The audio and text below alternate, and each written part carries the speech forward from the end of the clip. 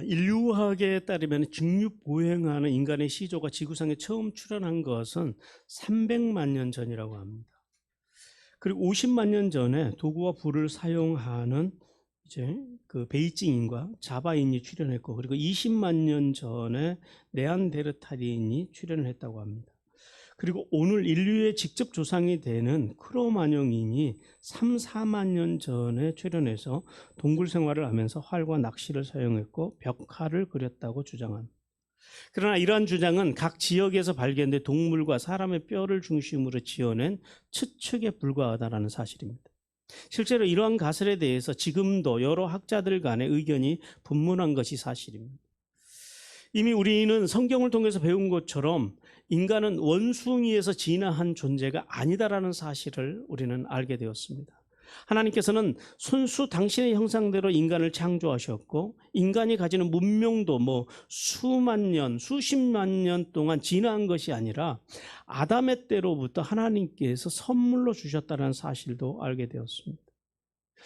과학이라고 하는 학문은 실험과 검증을 통해서 증명하는 학문인데, 이 진화론은 무엇도 증명할 수 없는 가설에 불과하다는 사실을 우리는 알아야 됩니다.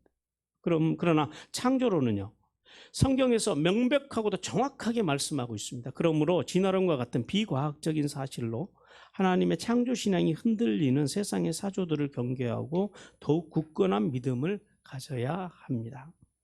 자, 하나님께서는 이제 본문을 통해서 가인의 자손의 어두운 족보를 뒤로하고 이제 경건한 후손은 셋의 족보를 통해서 하나님의 구원의 역사를 이어가십니다. 그리고 하나님께서는 인간 창조에 대해서 다시 한번 말씀하십니다. 그러면서 생명의 중환자가 하나님이심을 선포하고, 더 나아가서 아담의 죽음을 통하여 유한한 인간은 하나님만 의지하고 살아야 한다라고 그렇게 말씀하십니다. 자, 오늘도 본문을 통해서 하나님께서 저희들에게 크게 두 가지의 메시지를 주시는데요. 첫 번째는 하나님께서는 연약하고 부족하지만 하나님만 의지하는 성도들에게 하나님의 나라와 교회의 사명을 맡기신다라고 말씀합니다. 먼저 25절에서 셋을 통해서 이어가는 이제 하나님의 구속사에 대해서 말씀하시는데요. 하나님께서는 오늘 본절에 보니까 다시라고 하는 사로를 사용하십니다. 이 다시라고 하는 단어는 헬라어로, 헬라어로 되어 있네요. 히브리어입니다. 히브리어로 오드입니다.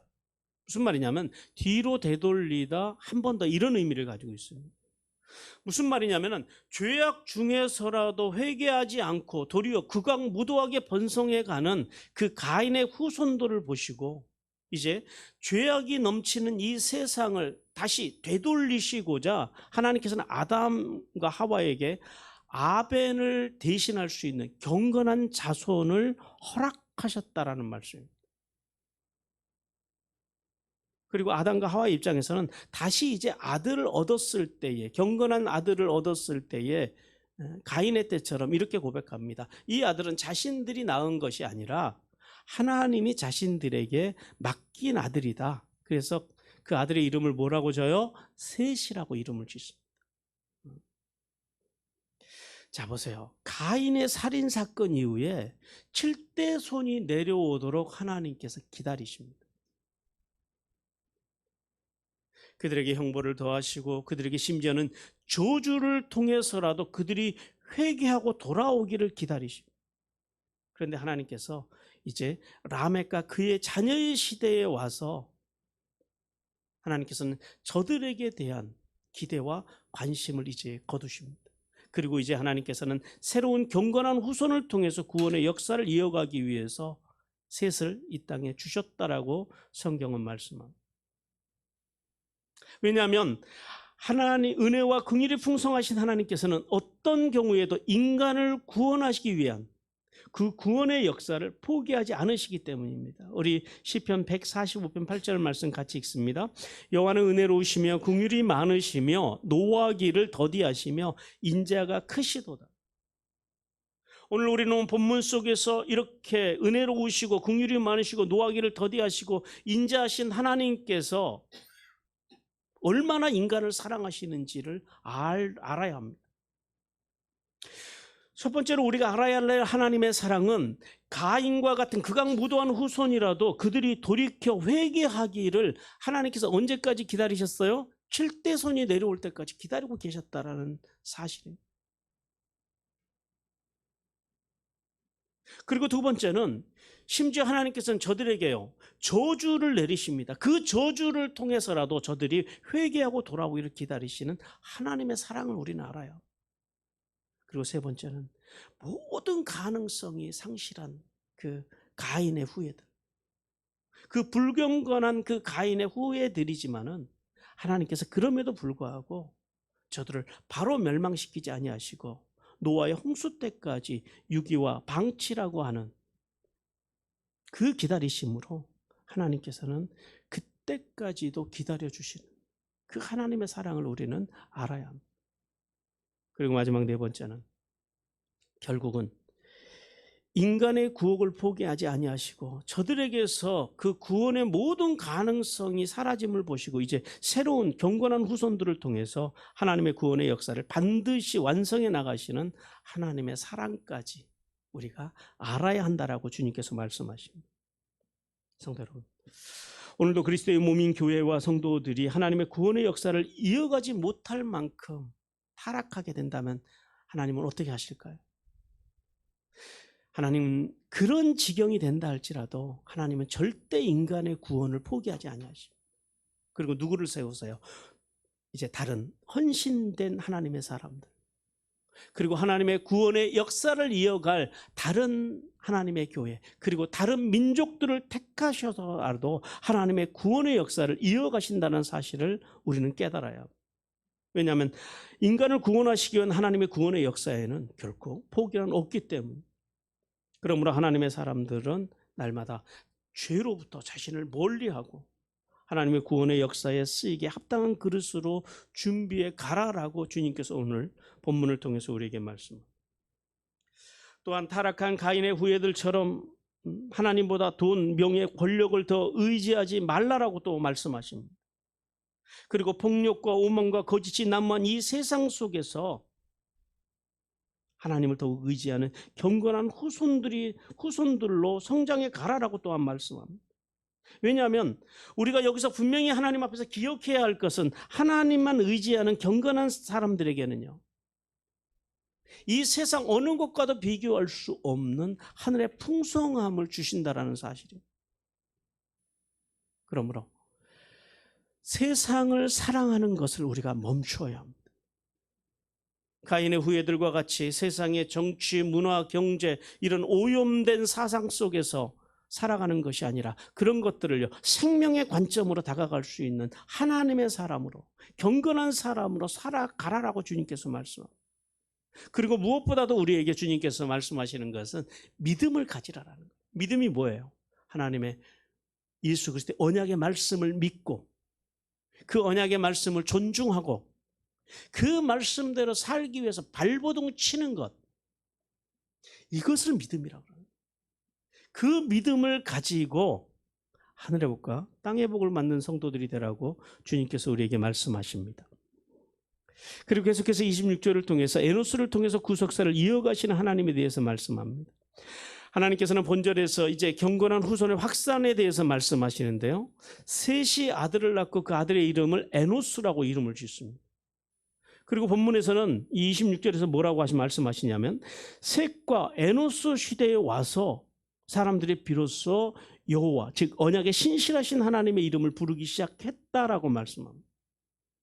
오늘 본절 속에서 우리가 두 가지를 생각을 해봐야 됩니다. 첫 번째는 왜 셋이 아들의 이름을 지었을 때 에노스라고 지었느냐라는 거예요. 에노스라는 단어가 사람, 남자 이런 뜻을 가지고 있거든요. 그런데 이 에노스라고 하는 이름이 히브리어 에노시를 이제 음역을 한 건데요. 이 에노시라고 하는 단어는 어떤 사람이냐면 병든 사람, 고통 가운데 있는 사람, 연약한 사람, 질병 속에서 도저히 나을 수 없는 인간, 그런 비참한 인간을 말할 때 이 에노시라고 하는 단어를 쓰거든요. 굳이 이 셋이 자신의 아들의 이름을 사람이란 단어를 놓고 싶었으면 라멕이 셋째 아들의 이름을 두발가인이라고 지은 것처럼 자신의 아버지의 이름을 따라서 그냥 무슨 아담 그러도 되잖아요. 그런데 왜 굳이 사람이라는 단어가 에노시만 있는 것도 아닌데 에노시라고 이름을 지었을까라고 하는 질문 앞에 한번 서봅니다. 아마도 그 이유는 이런 걸 것 같아요. 경건한 후손으로 세워진 셋. 지금 그가 바라보고 있는 세상은 어떤 세상이에요? 이미 가인의 후손들이 만들어놓은 악한 문화와 문명이 가득한 세대를 지금 바라보고 있다라는 거예요.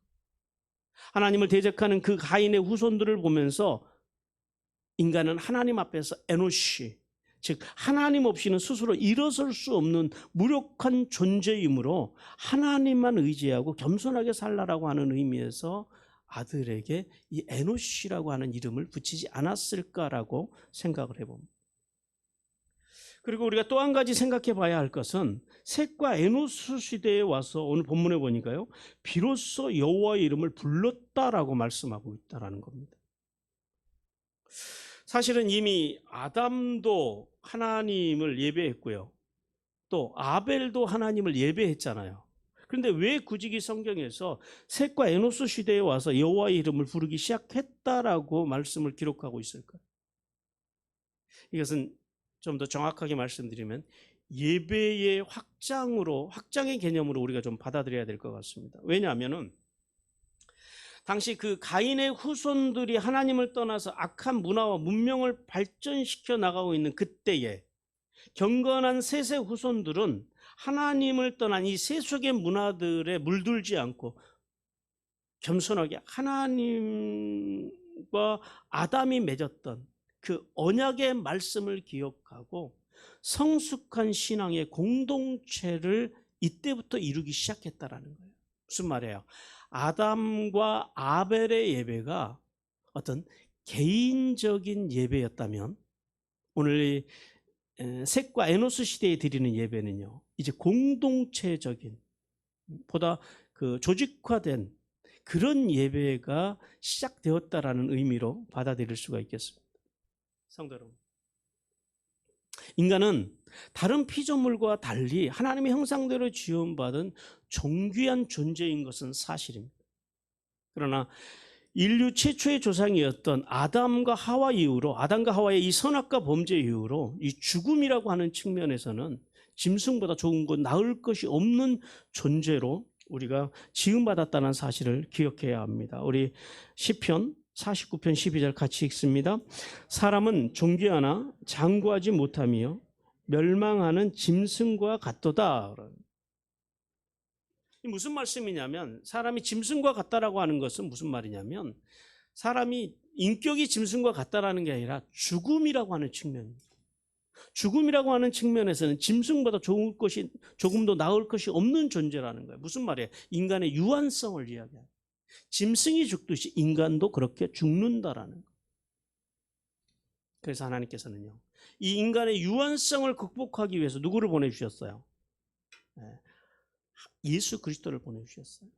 오늘 구약에서는요, 인간의 이 유한성을 극복할 수 있는 길은 오직 하나님의 이름을 부르면서, 하나님을 예배하고 하나님을 찬양하면서 하나님의 언약 안에서 사는 것뿐이라고 말씀합니다. 여러분, 우리가 인생을 살아가면서 인생의 크고 작은 고난이 왜 옵니까? 우리가 인생에서 만나는 모든 고난의 원인은 뭐예요? 바로 죄입니다. 그러므로 우리가 영원한 하나님의 나라에 이르기 전까지 육체를 가지고 살아가는 동안 이 육체적인 질병이나 사고, 그리고 노화로 인한 고통과 아픔은 인간의 특징이라는 거예요. 그러니까 인간은 끊임없이 고통 속에서 아파하며 살아간다는, 그러니까 인간에서 우리가 살아가면서 오는 인생의, 그리고 육체적인, 그리고 여러 가지 어떤 그 마음의 문제에서 오는 여러 가지 고통들이 오는 것을 여러분 너무 이상하게 생각하지 마시기 바랍니다. 그것은 죄악 속에서 태어난 아담과 하와의 후예로 태어난 모든 인간들이 가지고 살아가는 인간의 특성이라는 거예요. 그러니까 무슨 말이에요? 고난 없이, 아픔 없이, 시련 없이, 육체의 고통 없이 살아가는 사람이 한 명이라도 있다 없다? 한 명도 없다라. 그냥 다 여러분들과 같이, 나와 같이 인생의 고난을 겪으면서 모든 인생들은 살아가게 되어 있다라는 것입니다. 그러므로 우리는 꼭 그래서 인생에서 오는 이런 그 인생의 고난의 문제를, 물론 그 고난을 통해서 나의 죄를, 나의 모습을 찾아 들어가는 것은 아주 지혜롭고 그리고 좋은 인간의 태도입니다. 그러나 모든 인생의 문제가 꼭 나의 죄와 결부되어 있지 않다라는 사실 또한 우리는 알아야 됩니다. 그러니까 희노애락, 생로병사 속에서 우리는 살아가면서 연약한 존재임을 그래서 늘 깨달아야 한다라는 거예요. 그래서요, 그 연약함 속에서 인생의 고난을 만날 때마다 셋과 에노스처럼 우리 뭘 결단해야 돼요? 하나님만 부르기로 결단해야 된다라는 거예요. 인생의 고난이 오는 것, 인생의 아픔이 오는 것, 그런 것들을 이상하게 여기지 말고, 그런 것들은 어쩌면 우리가 이 땅을 떠나기 전까지 계속해서 산 넘어 산, 영어로는 그거를 고고 마운틴이라고 그래요. 가도 산이다라는. 그 산과 같은 세상을 이상하게 생각하지 말고 그 속에서요, 하나님의 이름을 부르는 그런 하나님의 존재들로 성장해 가기를 주님께서 원하십니다. 그래서 우리가 날마다 하나님을 의지하고 살기로 결단하면서 뭘 붙들어야 돼요? 그래서 예수 그리스도의 십자가를 우리가 붙들고 살아가기를 주님께서 간절히 원하십니다. 사랑하는 성도 여러분, 세상의 문화가 아무리 위대하다 해도 타락한 가인의 후손의 문화를 닮은 이 폭력적이고 포악한 문화는 결국 인간의 삶을 무너뜨릴 수밖에 없다는 사실을 기억해야 합니다.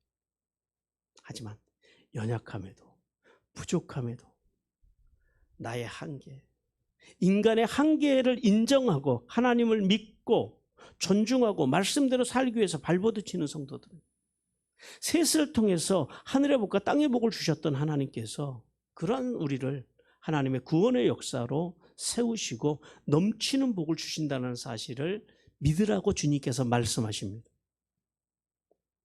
하나님은 오늘도 위대한 이름, 위대한 명성을 가진 사람이나 교회를 찾는 것이 아닙니다.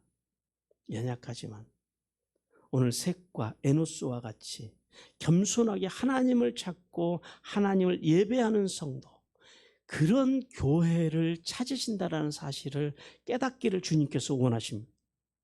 또한 예수님이 하늘의 영광을 버리시고 우리를 구원하시기 위해서 십자가로 낮아지신 것처럼 날마다 예수님의 온유하고 겸손하신 성품을 닮아서 이웃과 교회를 섬기며 하늘의 복과 땅의 복을 받는 성도들이 되기를 주님께서 간절히 원하십니다. 그리고 오늘 하나님께서 저희들에게 주시는 두 번째 메시지는, 하나님께서는 비록 실패하였지만 당신의 형상대로 지음받은 인간에게서 결코 복을 거두지 않으신다라고 말씀합니다. 먼저 5장 1, 2절 말씀을 통해서 하나님께서는 사람 창조에 대해서 다시 말씀하십니다. 이미 1장과 2장에서 비교적 두 번이나 인간 창조에 대해서 하나님께서는 상세하게 말씀을 하셨습니다. 그런데 오늘 본문 5장에 와서 다시 인간을 당신의 형상을 따라서 창조되었다라고 이제 성경에서 전체적으로 지금 세 번째 말씀을 하십니다.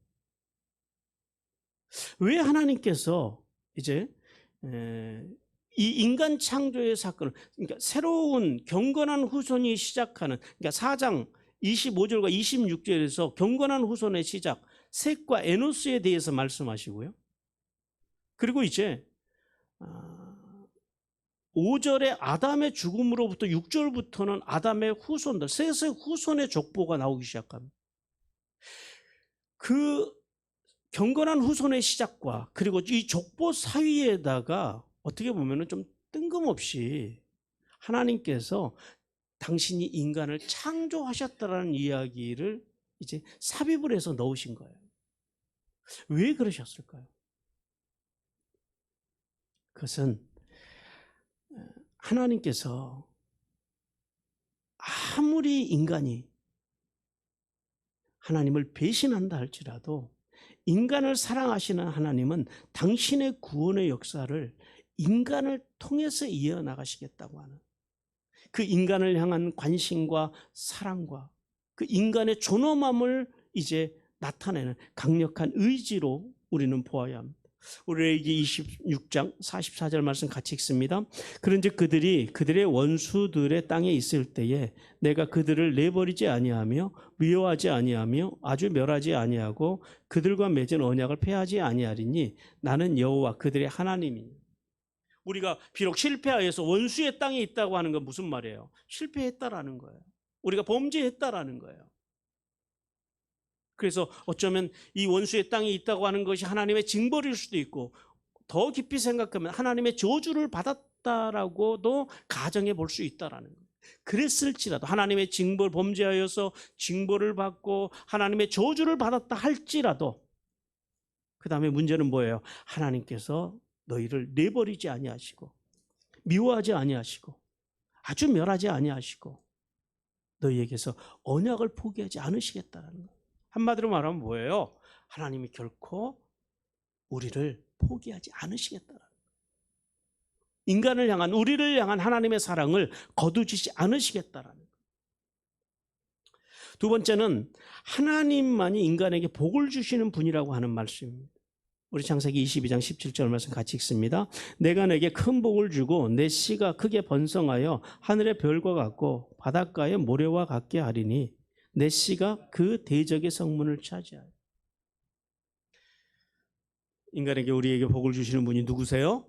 하나님이시라는 거예요. 그러니까 복을 받고 싶으면 어떻게 하면 돼요? 하나님께로 가면 돼요. 하나님의 말씀을 믿고 그 말씀을 존중하고 그 말씀대로 살기 위해서 애쓰면 된다라는 거예요. 그러면 하나님께서 그 삶의 자리 위에 하늘의 복과 땅의 복을 주신다라는 사실입니다. 그리고 세 번째는 하나님만이 인간의 삶과 생명의 주관자이심을 말씀합니다. 우리 시편 119편 73절 말씀 같이 읽습니다. 주의 손이 나를 만들고 세우셨사오니 내가 깨달아 주의 계명을 배우게 하소서. 누가 우리를 만드셨고 누가 우리를 세우셨다고요? 주님의 손이. 주님께서 우리를 창조하셨다라는 거예요.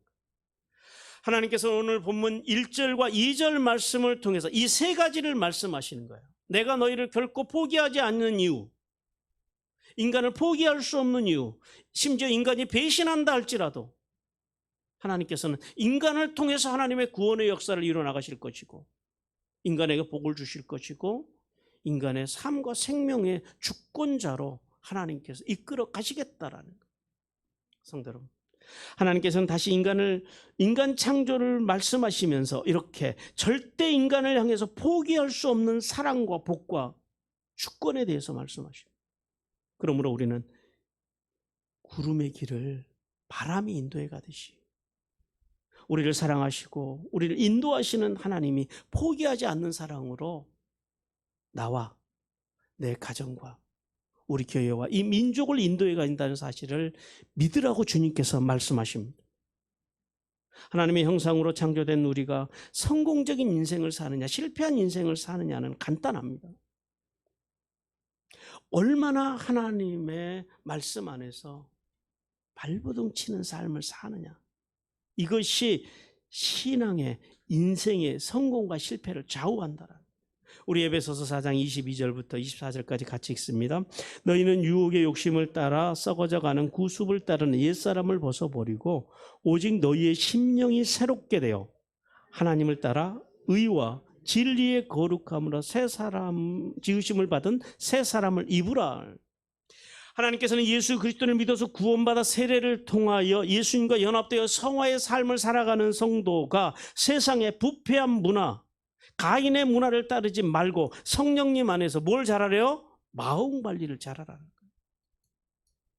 너희의 마음을 잘 관리해서 의, 즉 하나님 보시기에 옳은 방향을 향해서 나가라는 거예요.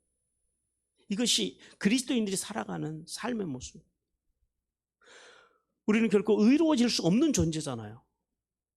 그러니까 존재론적으로는 우리는 하나님의 의로운 존재가 될 수가 없어요. 근데 지금 하나님께서 우리에게 의를 말씀하시는 건 뭐예요? 목적론적인. 우리의 삶의 방향을 하나님의 의에, 하나님의 옳음에 초점을 맞추고 살아가라는 거예요.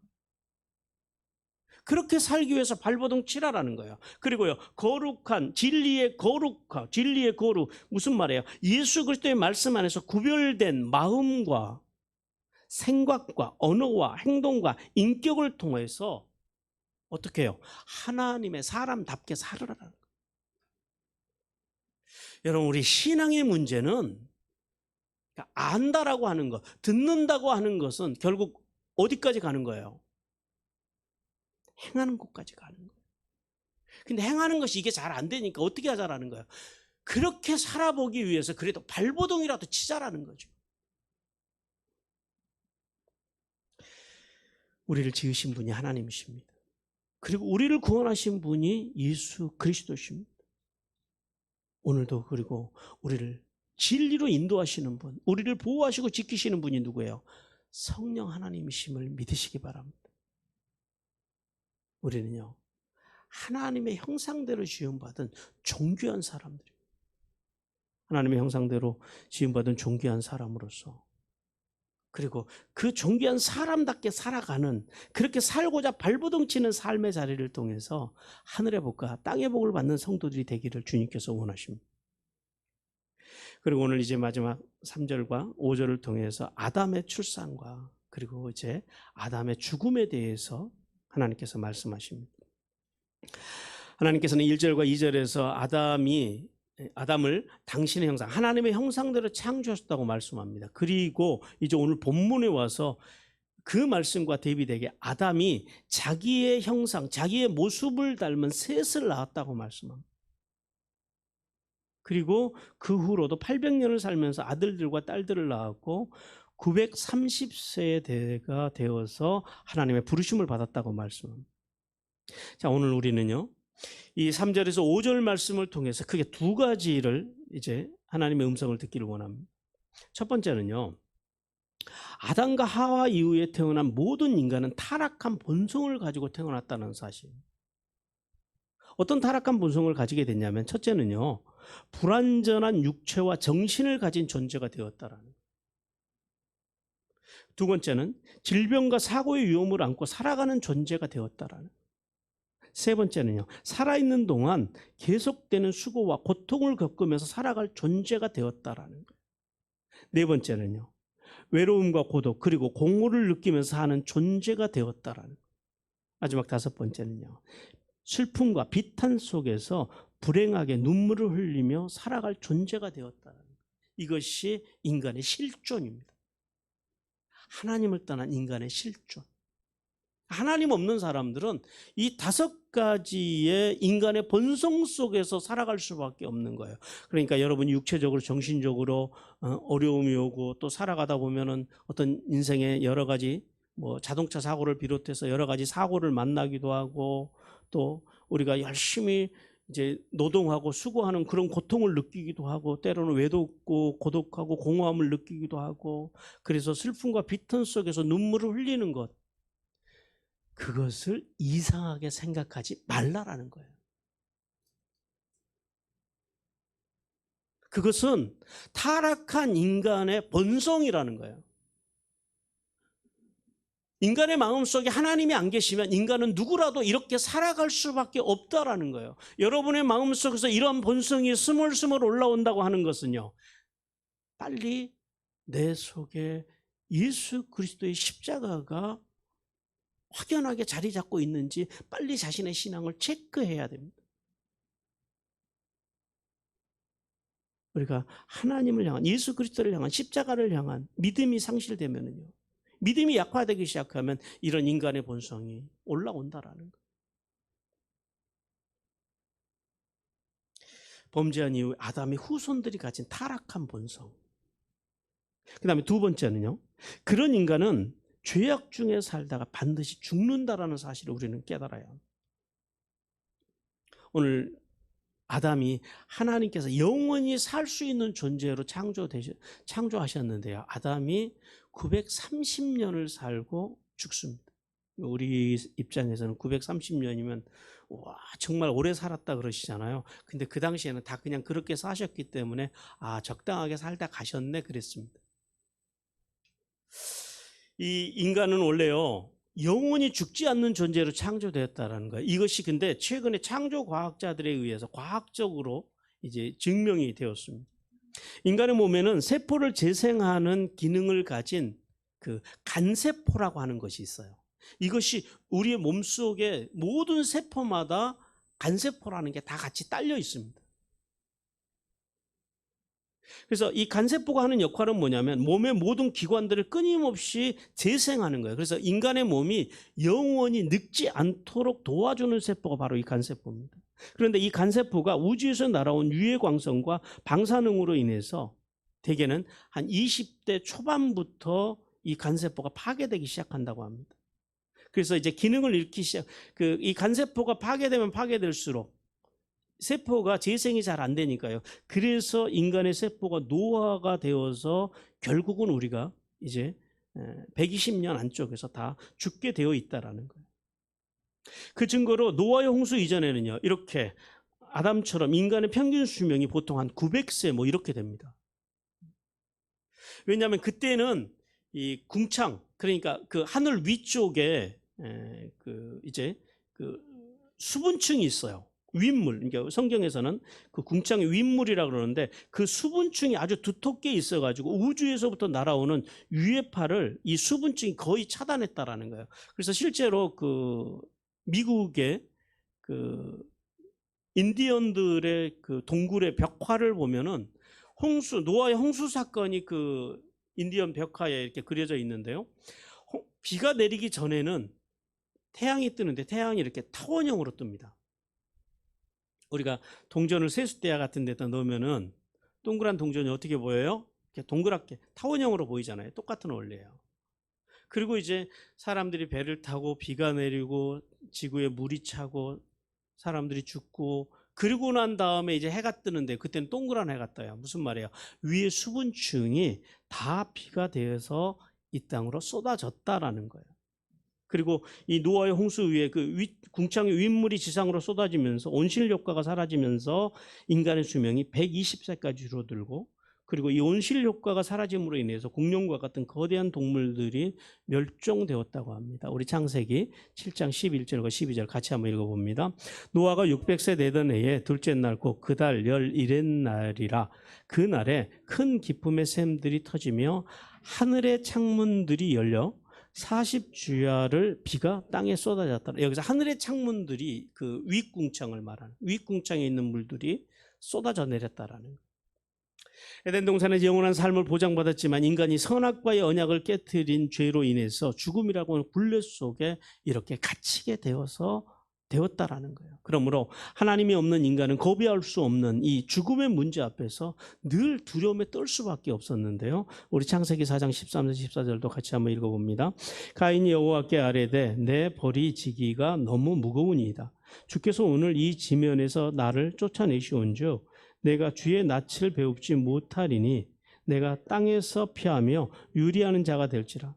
물은 나를 만나는 자마 나를 죽이겠나이다. 가인이 진짜 두려워하는 게 뭐예요? 하나님을 떠나는 것을 두려워하는 거예요? 아니면 자기가 죽는 것을 두려워하는 거예요? 자기가 죽는 것을 두려워합니다.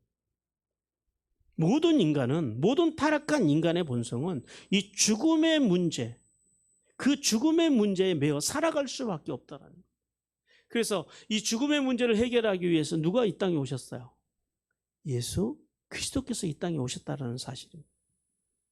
인간의 타락한 본성을 해결하고 죽음의 공포에서 벗어나서 영원한 생명을 얻을 수 있는 길은 그래서 오직 예수밖에 없다라는 사실, 그 예수 그리스도의 십자가의 공로를 힘입어 하나님의 의가 되는 길 외에는 없다라는 사실을 우리는 기억해야 합니다. 우리 이사야 52장 8절도 같이 읽습니다. 사망을 영원히 멸하실 것이라. 주 여호와께서 모든 얼굴에서 눈물을 씻으시며 자기 백성의 수치를 온 천하에서 제하시리라. 여호와께서 이같이 말씀하시니 우리의 얼굴에서 우리의 눈에서 눈물을 씻기시고 그리고 이제 우리의 인생에서 수치를 제하실 분이 누구시라고요? 하나님, 예수 그리스도시라는 거예요. 인간을 짓누르고 있던 이 죽음의 공포, 그리고 인간의 눈에서 흐르는 눈물, 아담 이후로 우리를 억눌러 오던, 심지어 이렇게 가인과 같이 하나님을 떠난 자들도 두려워하는 이 죄, 이 죄의 문제를 완전하게 해결해 주실 분이 예수 그리스도밖에 없다라는 사실을 깨달으라고 주님께서 말씀하십니다. 성도 여러분, 아담 이후로요, 우리는 다 죽을 존재로 이미 딱 정해져 있습니다. 우리 히브리서 9장 27절도 같이 읽어봅니다. 한번 죽는 것은 사람에게 정해진 것이요 그 후에는 심판이 있으리니. 아담이 죽었듯이 저도 죽고 여러분도 다 죽습니다. 그것은 정해진 거라는 거예요. 그리고 그 후에는 뭐가 있다 그래요? 심판이 있다.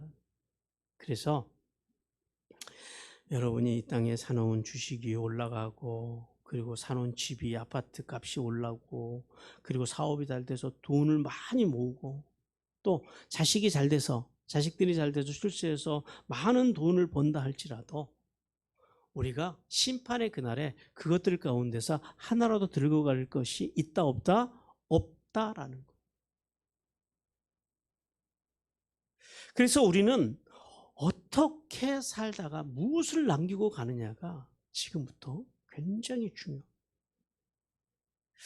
여러분, 한 가지 질문을 해보겠습니다. 아담이 이 땅에서 930년을 살면서 제일 잘한 게 뭔 것 같으세요? 네, 한 번도 생각 안 해보셨죠? 한번 해보세요. 아담이 뭘 잘했을까요? 셋입니다. 셋. 아담이 비록 가인이라고 하는 맏아들은 실패했어요. 근데 그 실패를 딛고 아담이 잘한 게 뭐예요? 자신 안에 계신 하나님의 형상을 닮은 누구를 이 땅에 세웠어요? 셋을 낳았다. 그것이 아담이 930년을 살면서 제일 잘한 일이라는 거예요. 그럼 또 한 가지 질문해 볼게요. 아브라함이 그럼 제일 잘한 게 뭡니까? 이제 답이 나오죠. 아브라함이 제일 잘한 게 뭐예요? 네, 이삭을 세운 거예요. 아브라함도요, 아픈 손가락이 있어요. 이스마엘은 실패했어요. 이삭도요, 에서를 실패했어요. 그러나 아브라함은요, 자신의 형상, 자신 안에 계신 하나님의 형상을 닮은 누구를 세웠어요? 이삭을 세웠더라. 이삭은요, 야곱은요, 요셉과 그의 형제들을 세웠더라. 성도 여러분, 우리가 하나님의 사람으로서 하나님 앞에서 경건한 인생을 살기 위해서 별보등 치는 것, 그런 인생을 살다가 이 땅에서 많은 재물을 남기고 명예를 남기고 그런 것도 의미가 있죠. 그게 없다라는 건 아니에요. 그런 것들을 마치 그냥 세속적인 일로 다 치부해버리면 안 됩니다. 그것도 의미가 있지만은, 그러나 진짜 인생의 의미가 어디에 있다라는 거예요. 바로 경건한 후손을, 내 안에 계신 하나님을 닮은 경건한 후손을, 그것이 내 육신의 자녀이든 아니면 영적인 자녀이든 최소한 한 명 이상은 남기고 갈 수 있는 것. 아담은 몇 명 남겼어요? 셋, 한 명 남겼다. 그 셋의 후손에서 나중에 누가 나와요? 노아가 나오잖아요.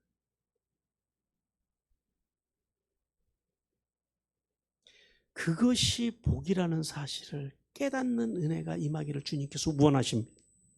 그걸 깨달아야 합니다. 그러므로 이 땅에서 재물을 쌓고 남기고 그런 것들도 우리가 애써야지요. 그러나 먼저 우리의 육신의 자녀들과 그리고 손주들, 그리고 교회 오면은요, 영적인 자녀들의 그 심령 속에 예수 그리스도의 십자가를 새겨 놓을 수 있는 믿음의 부모, 믿음의 조상들이 되라고 주님께서 말씀하십니다. 우리가 오늘과 이 아담의 죽음을 통해서 우리는 이 사실을 깨달아야 합니다. 사랑하는 성도 여러분, 하나님께서는 가인과 그의 후손이 세상을 떠나서 세상의 문화를 이루면서 사는 모습을 보시면서도 창세기 3장 15절에서 언약하셨던 대로 여자의 후손, 즉 인간을 통한 구원의 역사를 결단코 포기하지 않으셨습니다. 오늘도 하나님께서는 우리가 연약하고 부족하여 범죄하였을지라도 끝까지 우리를 포기하지 않으시겠다고 약속하십니다. 그 하나님을 붙드시기를 주님께서 원하십니다. 포기를 모르시는 하나님의 사랑, 오늘도 나와 우리, 나의 가정과 우리 교회, 이 귀한 믿음의 공동체를 통해서 삼위 하나님의 인격으로 복음을 전하는 하나님의 사람들로 채워가기를 원하십니다. 그리고 성장하고 성숙해 나가기를 원하십니다. 그리고 우리에게 그 삼위 하나님의 인격으로 복음을 전해서 가서 내 자녀를 그리고 내 이웃들을 구원하라라고 명령하십니다.